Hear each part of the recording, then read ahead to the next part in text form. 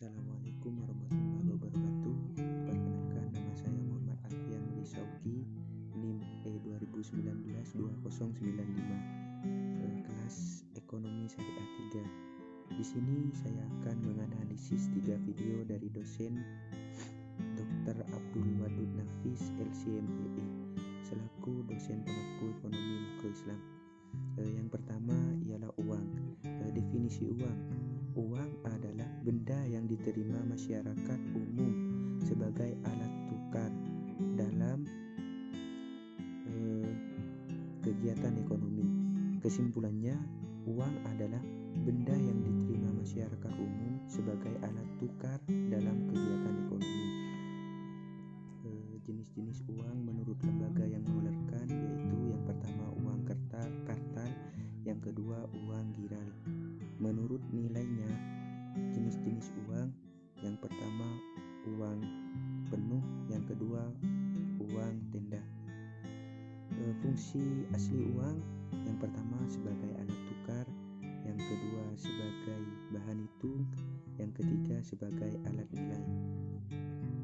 Fungsi turunan uang.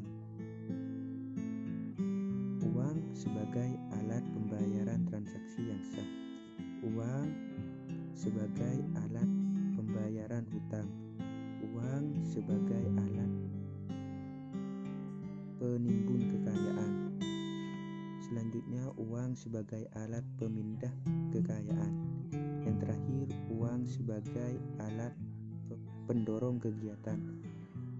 Yang terakhir, fungsi uang menurut ekonomi Islam.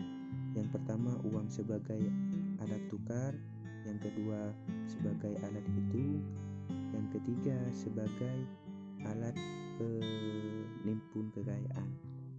Selanjutnya, inflasi. Definisi inflasi. Inflasi adalah kecenderungan naiknya harga secara umum dan terus-menerus dalam waktu dan tempat tertentu. Macam-macam inflasi berdasarkan sifatnya. Yang pertama, inflasi merayap di bawah 10% per tahun. Yang kedua, inflasi menengah antara 10 sampai 30% setahun. Yang ketiga, inflasi tinggi di atas 10% per tahun. Selanjutnya, berdasarkan penyebab dari inflasi.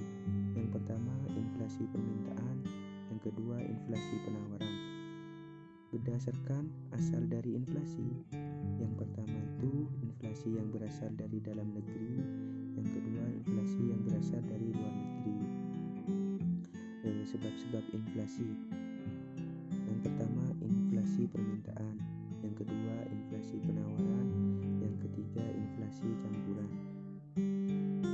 Pembagian inflasi dalam ekonomi Islam. Yang pertama, secara alami. Yang kedua, disebabkan oleh kesalahan manusia. Dampak inflasi dalam perspektif ekonomi Islam. Yang pertama, menimbulkan gangguan terhadap fungsi uang, terutama pada fungsi tabungan, fungsi pembayaran di muka, dan fungsi unit perhitungan.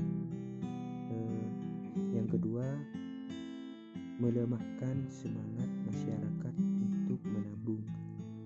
Solusi yang terakhir ini solusi inflasi dalam ekonomi Islam.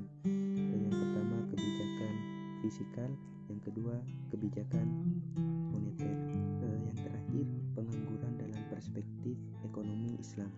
Pengangguran adalah orang yang masuk dalam angkatan pelajar antara 15 sampai 64 tahun yang sedang mencari pekerjaan dan belum mendapatkannya.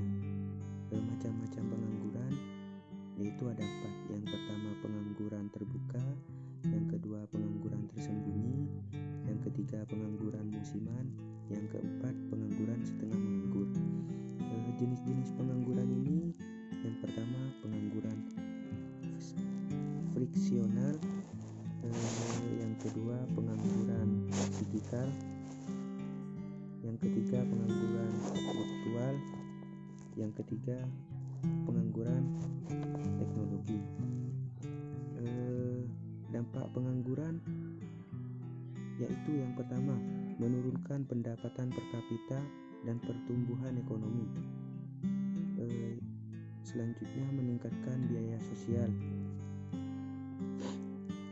Selanjutnya, menurunkan aktualitas perekonomian, menurunkan tingkat keterampilan.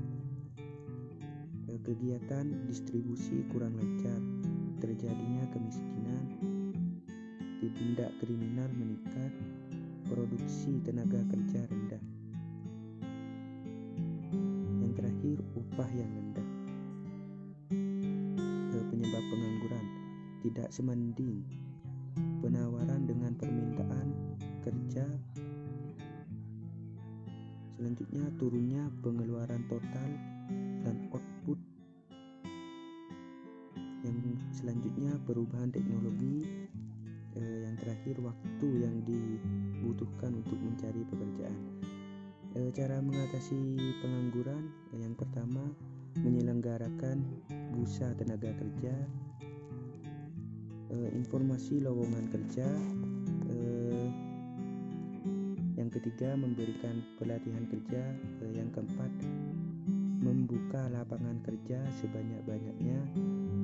Yang kelima, meningkatkan peredaran modal usaha. Yang keenam, meningkatkan jiwa kewirausahaan. Yang terakhir, transmigrasi. Selanjutnya, pengangguran dalam ekonomi Islam. Yang pertama, pengangguran jabariyah atau terpaksa. Yang kedua, pengangguran khiyariyah atau pilih.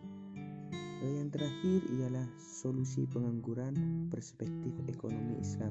Yang pertama, mekanisme individu. Yang kedua, mekanisme sosial individu. Sekian video dari saya, kurang lebih